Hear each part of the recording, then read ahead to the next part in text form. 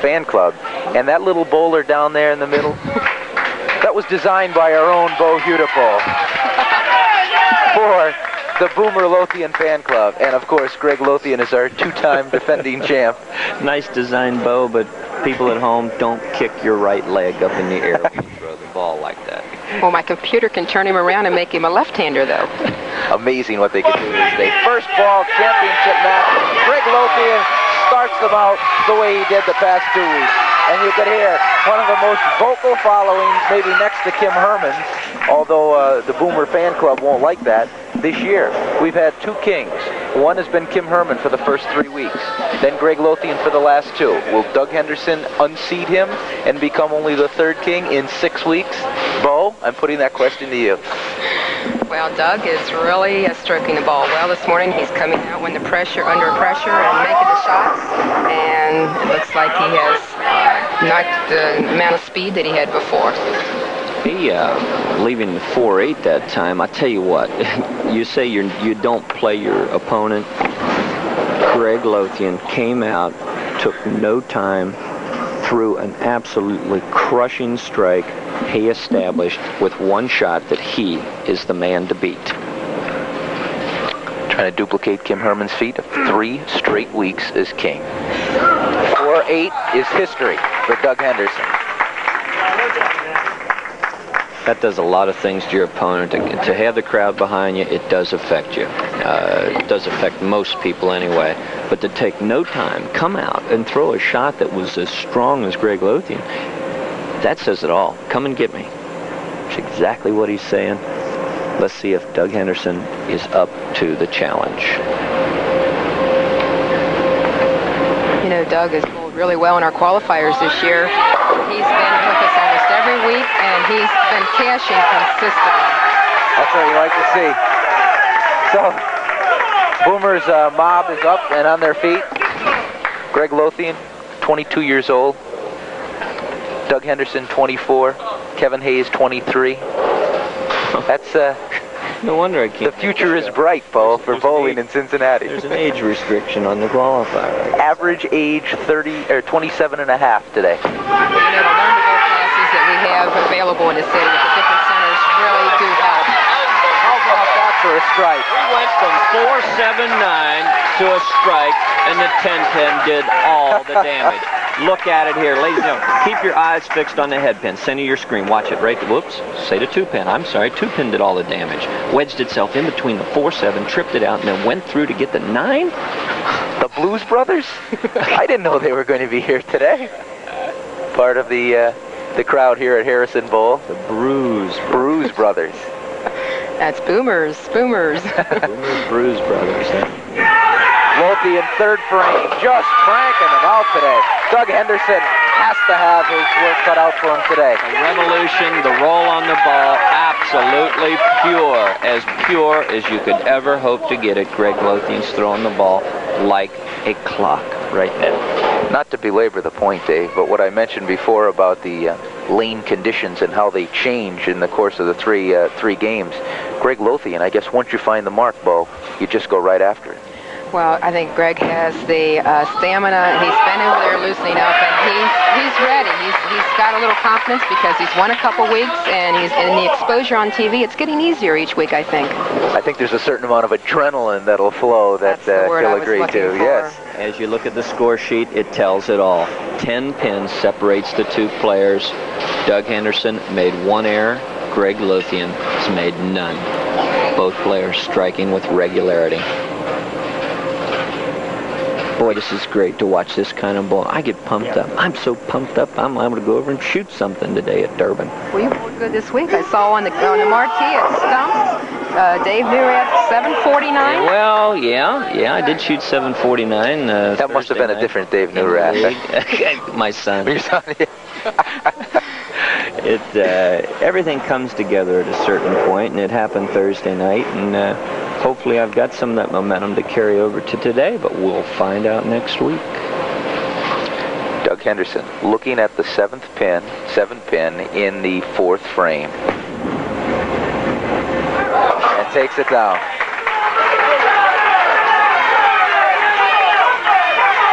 Go ahead, Dave. You don't want to quit striking against this man, Greg Lothian. He is awesome. He's got 3 straight, looking for 4, as we mentioned earlier. A 300 game will net you a bass boat this year, but high score will get you a color TV. That's a TV from our 7-Up friends, and the bass boat is Mercury Outboard from Jimmers Marine. No 300 game for Lothian today as he leaves the 10-pin. Oh, Tommy, I'm telling you what, he is really looking good. That ball was the weakest ball he's thrown of the match. Take a look at it right here. We're going to see some deflection, but watch this ball rev up on the back end. Profile, watch his reaction. He wasn't real pleased with it. You could see it there. The ball skidded on him about an extra 5 to 10 feet. He noticed it. That's why he didn't root it home with a clenched fist. Cross lane for the 10. Takes out the 10-pin. They're qualifying this week for next week's show at Durban, and then I guess we can never look too far ahead, can we, Bo? That's right, because next week we are going to be at LaRue Lanes in Highland Heights, Kentucky, and visiting our good friend Charlie Goldfuss, who is a super proprietor too. We saw Charlie last year, and happy to see him again this year. Greg Lothian, 5th frame. Mentioning about the high game getting the TV, right now the owner of that high game is Daryl Higgins at 269 from week 2, but that could be in jeopardy today if Greg Lothian continues to roll the way he has in the first 5 frames, Dave. Okay, what has happened? We've had a lot of noise, we've had a lot of excitement out of Boomer's crew. He's got 99 in the 4th. If Doug Henderson strikes on this ball, he's got 89 in the 4th. There's only 10 pins separating these 2 players with a strike out of Doug Henderson. 10 pins, next to nothing. Let's watch. How about that? Notice all year it's come down to 1 bad ball or 1 miscue in the final game that's costed for the championship. There you see it. 10 pins separating the 2. Both players strike up in the 5th frame. This is bowling. This is match game competition at its highest degree. Like you said, Tommy, 1 mistake, catch you later. Boy, and we've had the bowlers on it that have been able to capitalize on those mistakes. They just jump on it. I mean, they just wait for the other guy to make a mistake. A mistake. That was potential disaster, though. You bet, you bet. And still is. The 610 to the more experienced player is not that difficult to spare, and Doug should not have that much trouble with it. But any multi-pin spare always carries the potential of chopping, either going by, getting the 10, leaving the 6, or hooking into the 6, going past it. That's how you make it. I guess we'll give him the benefit of the doubt as being an experienced bowler, even though Doug Henderson has only been bowling for approximately 6 years. Oh, that's fantastic. Everybody can learn. You're never too old. You're never too young.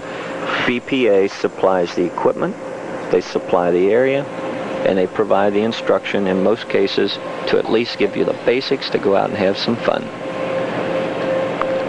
And that's the basis for this game. Greg Lothian, not quite enough oomph-pa. Not quite enough oomph-pa is right, but he almost left the 4-9.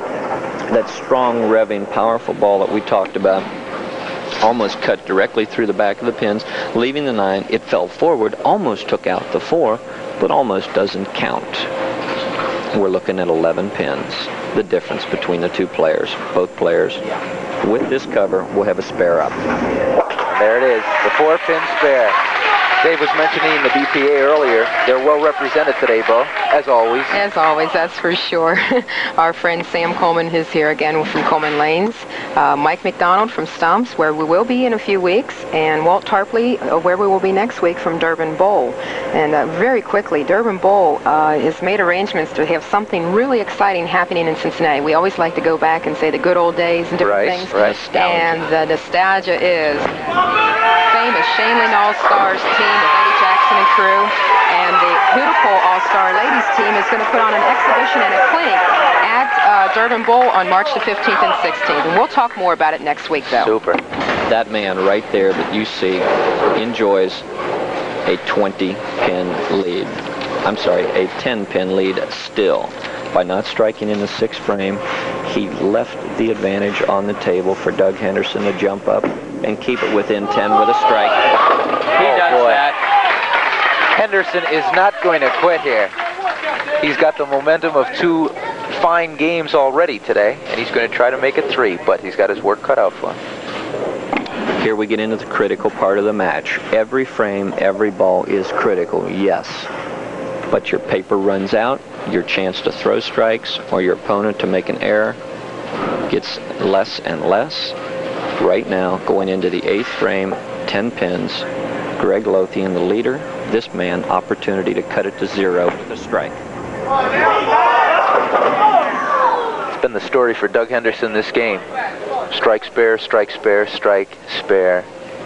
And now he leaves the 10 pin. Tommy, critical shot again. What's he do? He flushes it right there in the 1-3, but watch the 6 pin. Second from the right-hand side. See it go up and around the neck of the 10 pin. Bad break. Great shot. He better shoot cross lane, cover it up. Do not make a mistake against Greg Lothian. And he hasn't.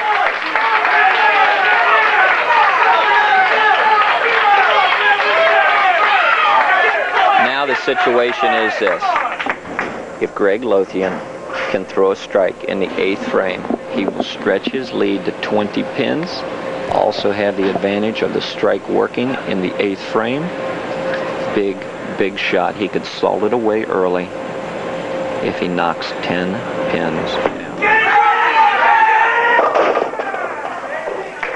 Let's take a look. You know, Tommy, we're always replaying good shots. King Lothian. Okay. The King kind of messed up on this shot. He got around the ball early. Saw it right there. Watch it go right straight through the heart. Now look what happens. He had the 6 and the 10 pins remaining for a moment, but that powerful rotating ball takes him down. He leaves an easy split. The less strong ball would have left the split, therefore an open. Can I say real quickly, the young ladies that you've seen holding the signs up for Greg, that is his fan club. He has a fan club. I didn't even know about it until today.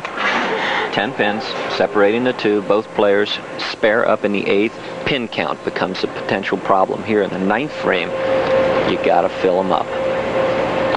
Fan club is cheering a winner, or at least a potential winner here today, as he sits with a 10-pin lead. I think these people are from the Travel League, when he bowled in Travel League. He hasn't been out of it too many years. He's only 22, as he leaves the 7-pin. Not really excited with himself for 2 reasons. Greg Lothian, with that shot right there, was not that good a shot. He threw it a little wide, he threw it a little fast, didn't have the good leverage position at the foul line to come up and create a good shot. Leaves a weak 7. Now he's got to cover the spare, but what has happened is that the hammer is now out of his hands. He can come back, sit down on the bench, and watch his opponent beat him, and he can't do a thing about it. Doug Henderson, quick to get to the line, or quick to get to his ball now. He's anxious. Let's hope he's not a little too over-anxious here. As Dave said, he senses that the hammer has been put back in his hand. Greg Lothian, perfect opportunity for Doug Henderson to get back in the match, possibly overtake it. As Dave mentioned, the paper is starting to run out here. Paper is running out.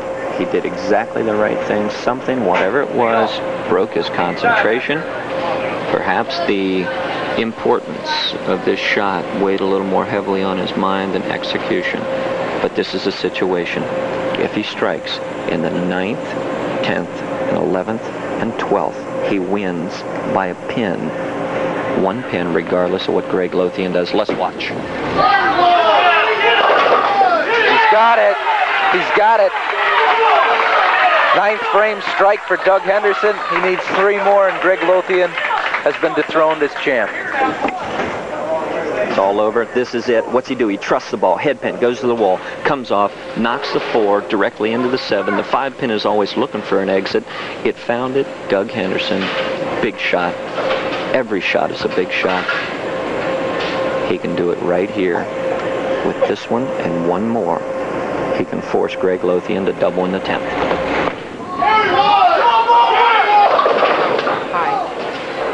No. 6-10. Okay. All All he did in the 9th frame was to set up the potential winner. He did not do it. The situation is this now. With a spare and a strike, he forces Greg Lothian to get a good count and spare in the 10th frame to be our winner and retain his crown.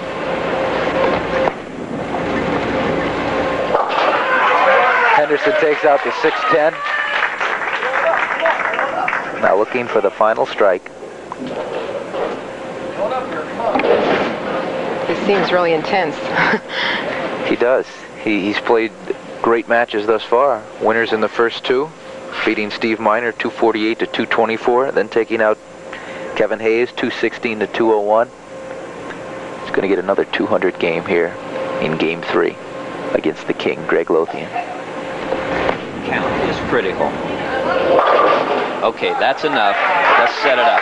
Greg Lothian with any kind of a spare in the 10th frame and a reasonable count will retain his title. Nobody can win it or lose it for him. It's all riding on this shot. Henderson goes out with a 208. Greg Lothian, he's been here before. Critical point, critical situation. Past 2 weeks he's answered the call and has been king. This to tie Kim Herman for 3 kings in a row. Oh no! Oh no! Almost disaster. Boy, oh boy. I have a feeling Doug Henderson's heart skipped a beat. Not to mention Greg Lothian dropping out of his chest. Critical shot. What's he do? He puts it right in the hole. But watch the pin that almost stands. See him in back there? 9 pin. Who gets it? The 10 pin, or the head pin off the wall. That's his wife. Look how excited she looks. The sign has been folded down though. This is it. That's it. Takes out the spare for Greg Lothian. All Greg has to do at this point is stay behind the foul line and keep the ball anywhere on the lane. He needs 2 pins to win. Hard to believe, Bo. We've had 6 shows and only 2 kings. I guess that's not so hard to believe the way the bowling is, but the competition that these guys are beating is something else. That's all he needs. They have earned it. They certainly have. So Greg Lothian retains the kingship for week number 3 for him.